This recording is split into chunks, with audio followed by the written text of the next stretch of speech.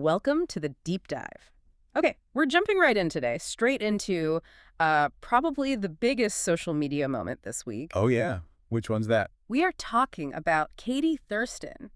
You know, the Bachelorette, comedian, newlywed now. Oh, right. And she's also dealing with her cancer diagnosis publicly, isn't she? Quite a lot going on. Exactly. And she just delivered this clapback online that basically blew up. It really got people talking. Okay, I think I saw something about this. So for anyone maybe not familiar, what exactly is a clapback? Good point. It's essentially like a comeback, right? Yeah. But it's quick, super witty, and usually pretty sharp, especially online. It's about turning the tables fast. Gotcha. A verbal judo move, kind of? Yeah, exactly. So our mission today, we're going to unpack this whole Katie Thurston thing. Right. Analyze the clapback itself, the art of it, maybe. Yes, and then zoom out a bit. Talk about, online interactions generally, using humor, showing resilience when people are, being jerks online. Sounds good. It's kind of a shortcut, then, for you listening, to get the hang of how tricky digital communication can be. And also how we see strength, maybe even like worth in the public eye these days. Okay, let's get into it. The setup. What happened? So, Katie posts these absolutely gorgeous wedding photos, her and her new husband, Jeff Arcuri, who's also a comedian. Oh, nice. So happy occasion, lovely pictures. Totally. Sunshine, happiness, all that. But then, Uh-oh, here it comes. in the comments section, this guy, Cody Mink, pops up. Remember him from her season of The Bachelorette? Vaguely. Wasn't he eliminated fairly early or something? Yeah, I think so. Anyway, he comments on the wedding photos. Get this. Calling Katie and Jeff solid fives. Oof, wow, just solid fives on their wedding photos. Right, like who does that? It's pretty audacious. That's one word for it. Okay, so, the clapback. How did Katie respond? This is where it gets brilliant. She didn't just reply in the comments. Nope. She took a screenshot of his comment, Good. reposted it like to her main feed or story, I think, and wrote directly over it.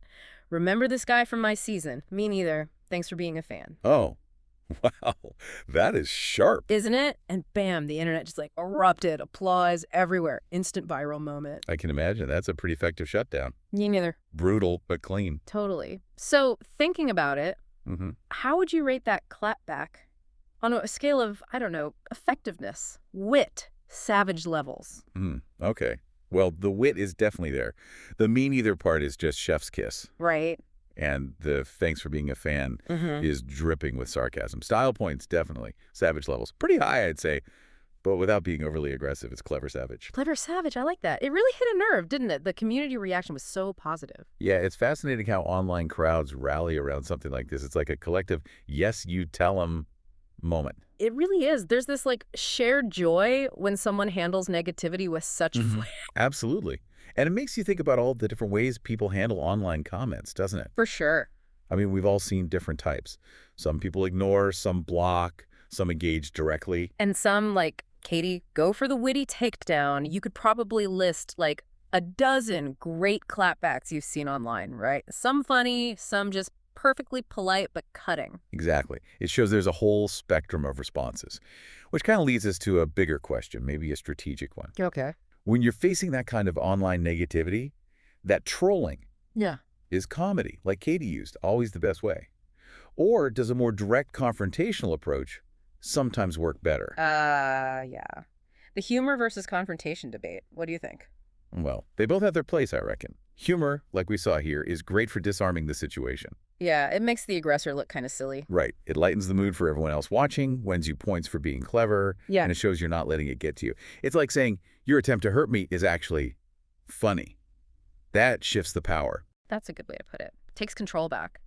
But what about just, laying down the law, being direct? Sometimes that's necessary, definitely. Mhm. If something crosses a line into, say, actual harassment or spreading lies, humor might not feel appropriate or strong enough. Right, you might need to be crystal clear. This is not okay. Set a boundaries. Exactly. A direct response leaves no room for doubt. Mm. But the downside is it can sometimes escalate things. Yeah, it might give the troll the fight they were looking for. Precisely. So it really depends on the situation, what the comment is, and what you actually want to achieve with your response. There's no single right answer. It's about picking the right tool for the job, I guess. Pretty much. So let's do a quick thought experiment for everyone listening. Put yourself in Katie's shoes. You see that solid fives comment. what would your comeback have been? Ooh, interesting. Would you go funny, super savage, maybe like kill them with kindness, what feels right for you? Just something to think about. Yeah, it makes you consider your own style, doesn't it? And that ability to choose your response, to stay cool under fire, Yeah. that's real resilience. Totally. And speaking of staying cool, we actually looked into what digital psychologists say about this. Oh, yeah. What's the expert take? Well, one of the top tips for handling online negativity is basically this: laughter and community are your shield. Laughter and community. Okay, that makes sense intuitively, but how does that actually work? Psychologically, I mean. Good question. The idea, as I understand it, is that laughter itself, especially if it's shared like with the online community rallying around her, Yeah. it does a couple of things. Okay. First, for Katie, it probably helps reframe the insult.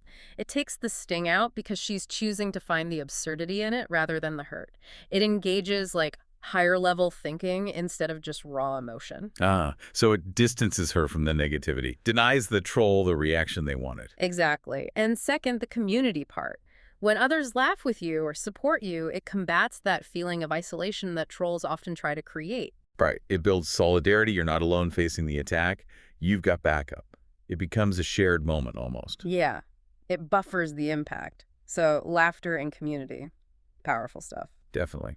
And thinking about Katie specifically, Hmm. this isn't just some random person online. She's navigating a lot.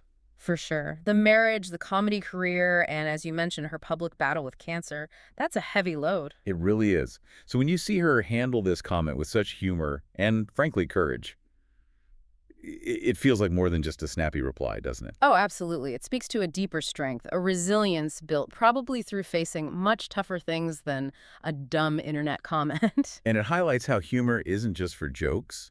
It could be a serious coping mechanism, Yeah. a tool for maintaining your sense of self when you're under scrutiny. Especially in that Bachelor Nation world. Those folks live under a microscope unlike almost anyone else. That's true. The fan base is intense. The online commentary is constant. So managing that, especially with grace and humor like Katie did here, is pretty remarkable. It's a masterclass in navigating that specific kind of fame. Yeah, it really is. So, wrapping things up here, what's the big takeaway for all of us, navigating our own, maybe less public digital lives? Well, I think it comes back to that idea of the power in how you respond. Your response reflects your strength, your self-worth. Yeah, remembering you get to choose that response. Exactly.